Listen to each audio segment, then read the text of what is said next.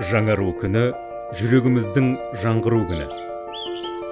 Егер сіз бір нәрсені сылтауратып кейінге қалдырып ерекше белгіні күткен болсаңыз, онда сол сәт келді.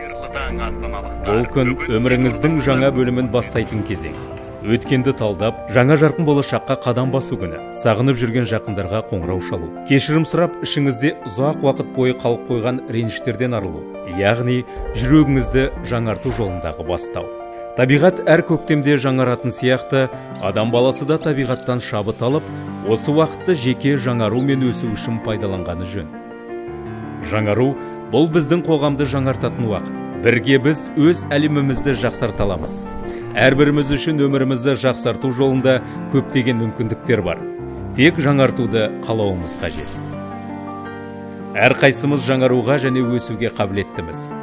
Жаңа асулар мен белестерді бағындыру үшін осы көктемгі жаңару уақытын пайдаланыңыз. Жаңаруға ұмтылайық.